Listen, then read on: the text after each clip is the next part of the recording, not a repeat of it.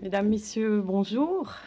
Tout d'abord, permettez-moi d'adresser tous mes remerciements à Monsieur de Jambline pour l'invitation, parler dans un cadre aussi emblématique et surtout pouvoir, en tant que membre de la BCGE, intervenir hors de nos frontières. Mais finalement, on fait partie du même bassin économique, du même bassin l'arc lémanique et voire plus la Romandie. Donc c'est de ce sujet que je vais essayer de vous parler aujourd'hui. Alors, Genève, la Romandie, la Suisse, on est intégrés dans un environnement international et c'est important pour pouvoir se projeter, avoir des aspirations telles qu'on souhaiterait les avoir, de pouvoir comprendre les contraintes qu'on a par rapport à cet environnement international et local. Donc, en tant qu'économiste, je vais vous redéfinir les contours de l'environnement dans lequel on se situe et surtout qui a dramatiquement changé, on va le dire, depuis le début de l'année, pour pouvoir quelque part tourner le dos au passé et vous parler de projections, vous parler un petit peu de ce qu'on espère pour les prochains trimestres. Alors, on a qualifié ce qu'on a vécu depuis le début de l'année de triple choc. Je vais tout de suite vous le détailler. Un triple choc qui attaque une série de variables financières et qui sont, pour la Suisse comme pour Genève et comme pour la Romandie, des variables très importantes pour la réaction des différents secteurs. Donc, il faut, pour pouvoir avancer et regarder l'avenir, comprendre comment ce choc affecte notre économie pour qu'on puisse essayer de comprendre comment l'avenir peut-il être fait dans ce contexte-là. Alors, beaucoup de textes, ne vous inquiétez pas, on va illustrer ça tout de suite. Pas par ordre chronologique, mais plutôt par ordre d'importance. On a commencé le 15 janvier, tout le monde est au courant, par un double choc. Le premier, c'est de lâcher ce taux de change plancher qu'on connaissait depuis 2011. Ça, c'est le premier facteur évidemment important qui a créé l'appréciation du franc suisse de 15 à 20%, dépendant de contre quelle devise on travaille. Et deuxième choc, qui n'est pas des moindres, qui a été minimisé dans un premier temps, mais qui aujourd'hui est largement remis en valeur, en évidence en tout cas, c'est la problématique des taux négatifs. Donc la Banque nationale a décidé non seulement de taxer l'épargnant, c'est-à-dire de taxer les comptes de dépôt, mais surtout, c'est là où l'inédit est attribué à la Suisse, a décidé de plonger son taux de référence de crédit, c'est-à-dire le Libor, en terrain négatif. Ça, c'est inédit. On va revoir pourquoi c'est très important. Alors ça s'est fait dans un cadre où, quelques jours plus tard, le 22 janvier, la Banque centrale européenne a décidé de mettre en place son programme de rachat d'obligations et d'introduire des nouvelles liquidités en parallèle à cela. Conséquence de ce mouvement, une dépréciation supplémentaire de l'euro, donc des pressions supplémentaires pour le franc suisse, bien sûr. Et puis tout ça s'introduit dans un contexte où on était depuis quelques mois avec une appréciation forte du dollar. Donc ça n'est pas nouveau, c'est plutôt depuis l'été passé où on a une appréciation forte du dollar et on va le voir tout de suite qui a créé la baisse concomitante des prix du pétrole. Et cette baisse concomitante des prix du pétrole, c'est tous des effets d'enchaînement, a changé les attentes d'inflation de la plupart des pays et donc les taux d'intérêt se sont écrasés, il faut le dire, jusqu'en milieu du mois de janvier. Ça, c'est un triple choc. Pourquoi c'est un triple choc en économie? Parce que, en général, et c'est encore plus flagrant quand on fait partie du secteur bancaire en tant qu'économiste, on a une démarche qui est de vous dire, on travaille sur l'environnement économique, sur les perspectives de croissance et d'inflation, et de là, on dérive ce qu'on pense être les variables financières, taux d'intérêt et taux de change qui y correspondent. Le problème de ça, c'est un peu si vous regardiez un dessin, c'est un entonnoir. On part de beaucoup d'éléments pour essayer de définir les variables financières. Le problème de ça, c'est qu'on part en début d'année avec un choc sur ces variables financières et qu'on doit inverser l'entonnoir, devenir un peu professeur Maboul. Imaginez un professeur Maboul qui doit tout inverser, partir des chocs financiers et d'essayer à partir de là de vous définir des scénarios économiques. Et donc, c'est très important d'analyser aujourd'hui l'impact de ce choc, ce triple choc, pour pouvoir le prolonger ou en tout cas voir dans quel environnement on va se situer cette année-ci encore, mais l'année prochaine. Alors, pour ceux qui aiment les images, le lien direct entre le pétrole et le taux de change, le dollar, vous est imagé ici. Si vous êtes plutôt du style Saint-Thomas, je veux voir cette corrélation forte entre les prix du pétrole et le dollar, vous avez le graphe de gauche en dessous qui vous montre qu'en baisse, donc la courbe bleue, c'est la courbe du, du taux de change, c'est ça, voilà. Donc l'appréciation du taux de change est en baisse avec la courbe bleue et la baisse des prix du pétrole est en rouge, d'accord? Donc vous avez cette corrélation qui est historique et qui s'est accentuée ces derniers mois, mais qui est flagrante. Deuxième choc, que je vous mentionnais déjà précédemment, une fois que les prix du pétrole chutent, les attentes d'inflation, qui les courbes en haut, vous avez, chutent également, et puis les taux d'intérêt suivent, parce que si on n'attend plus rien au niveau de la croissance des prix, il n'y a pas de raison que les taux d'intérêt restent élevés. Donc ça, c'est le premier choc qui s'est déjà mis en place dès l'été passé et qui touche qui touche également la Suisse, puisqu'on sait que la Suisse est quand même largement dépendante de variables financières et de variables d'exportation. Et ce sont les prochains graphes que je vous montre. Le graphe à gauche vous montre la relation entre le dollar et le cycle des exportations mondiales. Et lorsque vous êtes en dessous de la barre 0, vous êtes en appréciation du dollar, mais vous êtes surtout en contraction des exportations mondiales. Et l'appréciation du dollar freine la croissance des exportations mondiales, ce qui est un facteur très important pour la Suisse. Vous le savez, ce n'est pas une image que vous ne connaissez pas. Premier facteur, donc les entreprises sont touchées par ce cycle quelque part des exportations qui n'est pas fort, qui est même en pleine faiblesse. Deuxième facteur sur lequel on compte en tant qu'économiste, c'est que, ça c'est plus simple à comprendre, si les prix du pétrole baissent, vous dégagez un pouvoir d'achat, vous avez un peu plus dans votre budget que vous pouvez consacrer à autre chose. Et en historique, on réalise que quand on a cette part du budget qui augmente, on consomme un peu plus. Et ça, c'est quelque part l'espoir de l'économiste, c'est que la croissance soit soutenue en 2015 voire 2016 par cette baisse des prix du pétrole et surtout par la consommation que vous et moi pouvons effectuer. Alors, je vous synthétise globalement l'environnement international. Que se passe-t-il actuellement? Est-ce qu'on est vraiment dans des phases de croissance ou plutôt de ralentissement à partir de ces gros chocs? Si vous regardez le graphe de gauche, vous avez des indicateurs de sentiment des entrepreneurs selon les pays, l'Europe, les États-Unis.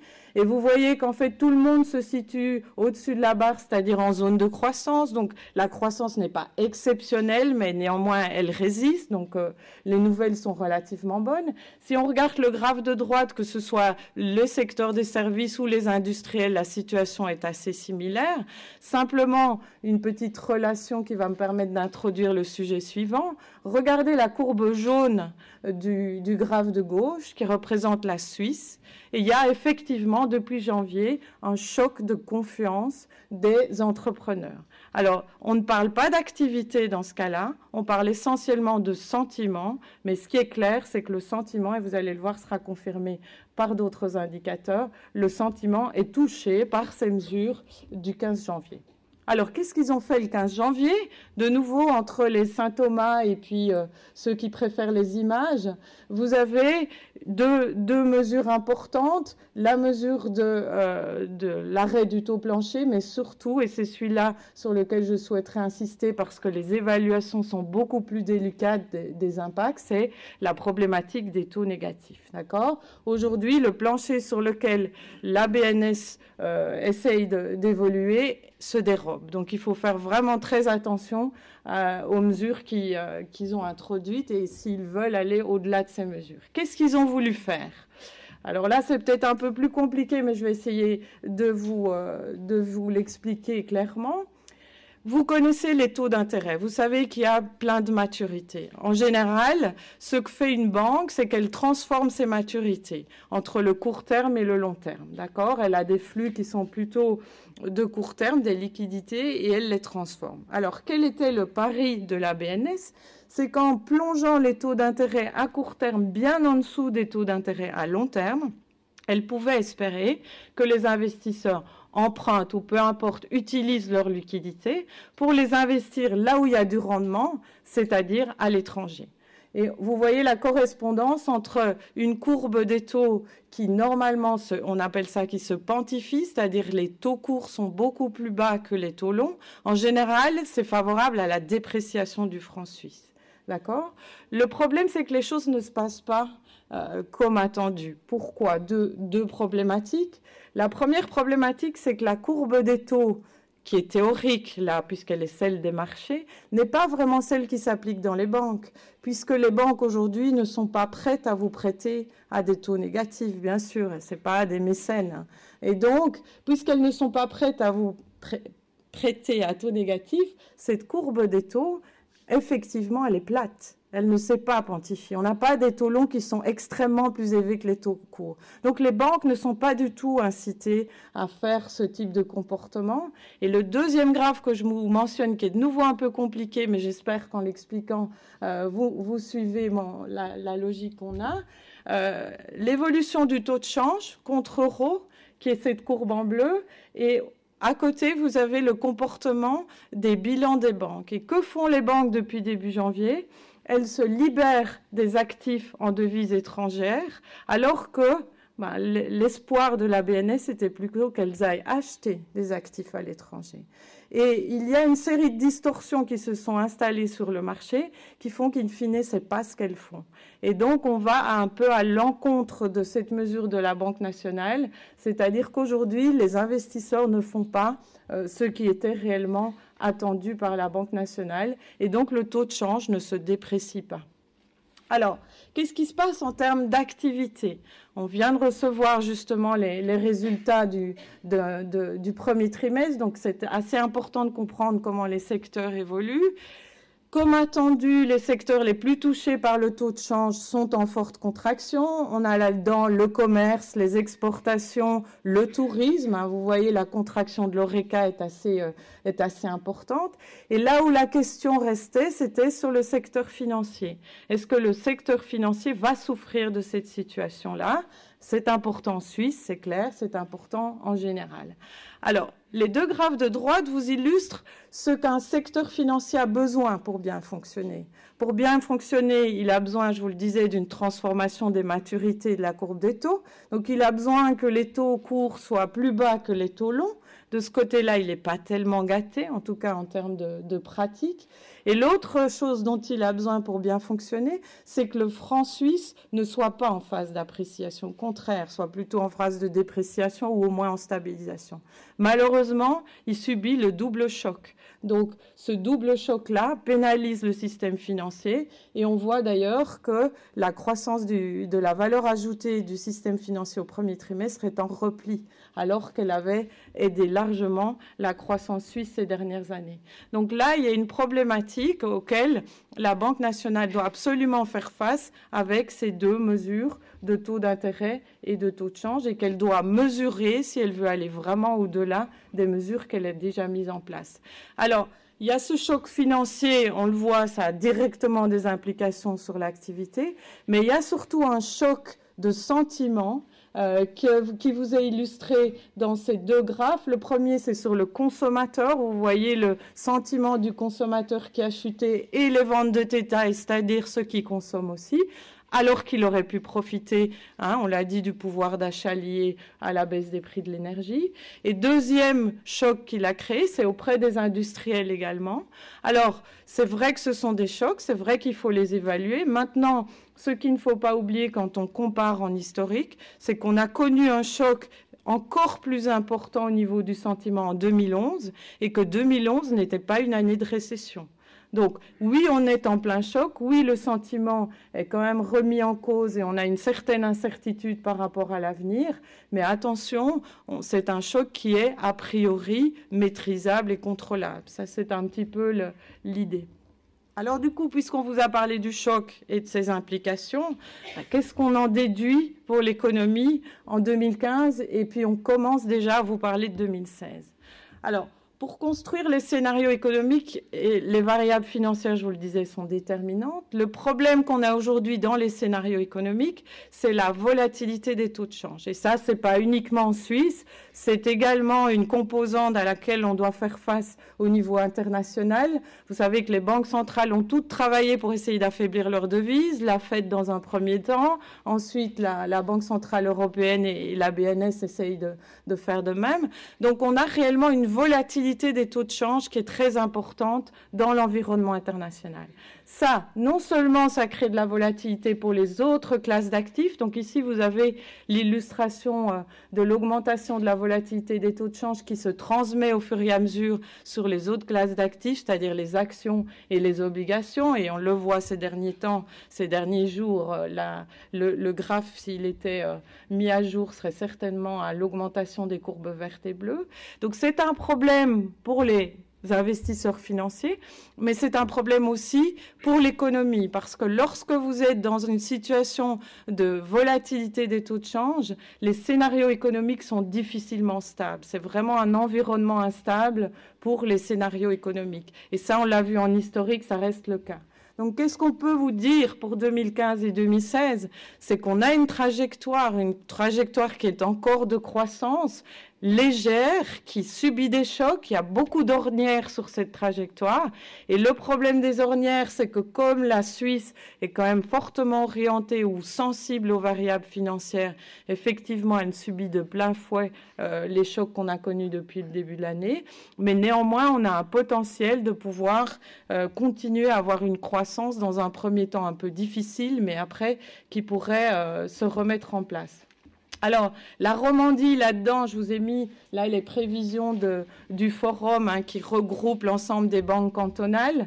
Vous voyez que on n'est pas trop pessimiste. On a une croissance pour 2015 qui est un peu inférieure à 1%, mais on partait de précédentes prévisions avant le 15 janvier qui était autour de 2%. Donc, il y a quand même le choc qui est illustré là-dedans. Et puis, les choses s'améliorent lentement pour 2016, avec un point sur la Romandie où on estime que la Romandie dans son entièreté fera un peu moins que l'économie suisse, un peu moins bien. C'est pas le cas pour Genève.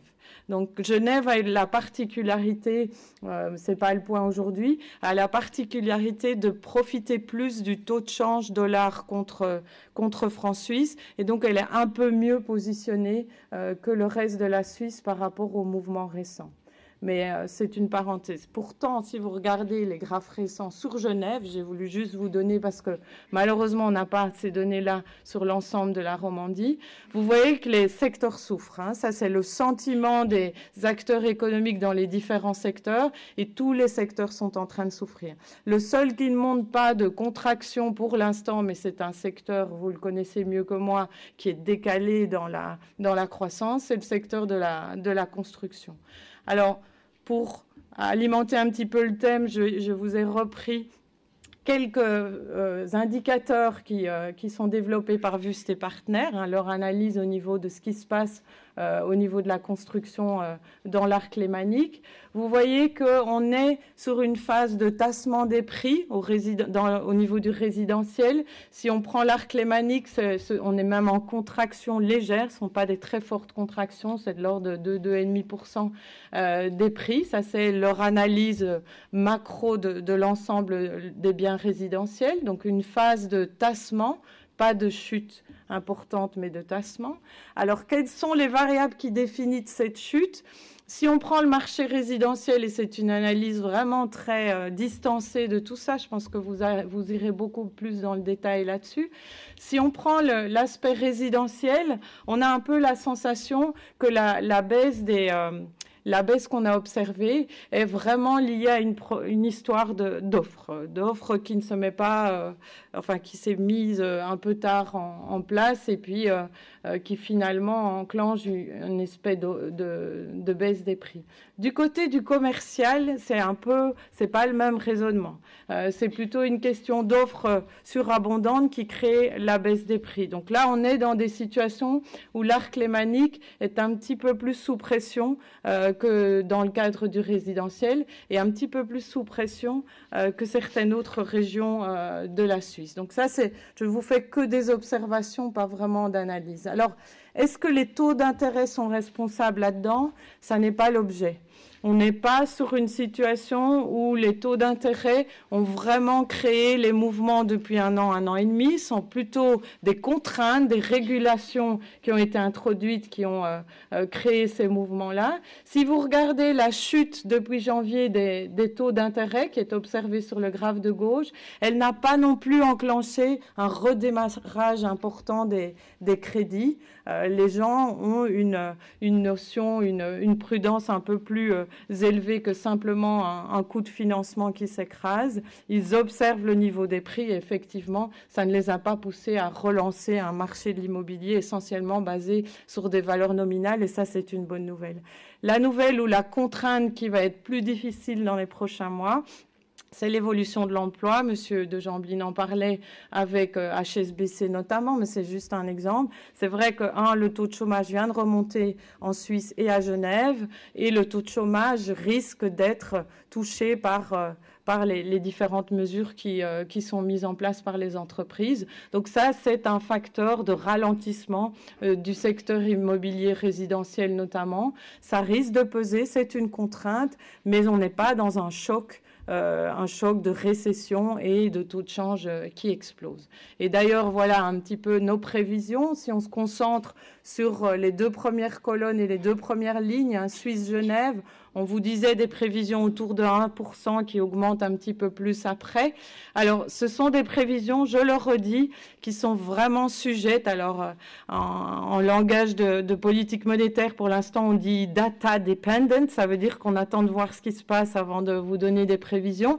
Moi, je vous dirais pour la Genève et la Suisse, c'est taux de change dependent. On est obligé de s'ajuster en fonction de ce que va faire le taux de change. On sait que c'est une variable très sensible. Et puis, l'autre variable qui est plus délicate dans la prévision des scénarios, c'est comment va s'en sortir le système financier dans ces contraintes de taux de change et de taux d'intérêt. Donc, des prévisions qui sont sujettes vraiment à beaucoup de prudence par rapport à cette analyse-là. Voilà, je vous laisse sur des conclusions verbales qui vous remettent un petit peu en ordre les différentes pistes qui ont été suggérées aujourd'hui, des chocs financiers dont on doit analyser l'impact pour pouvoir prévoir le futur, un futur qui n'est pas complètement sombre, il ne faut pas exagérer, mais qui est soumis à une série de contraintes. Donc maintenant, j'espère, place à l'aspiration, puisque je vous ai un petit peu trop décrit les contraintes. Merci.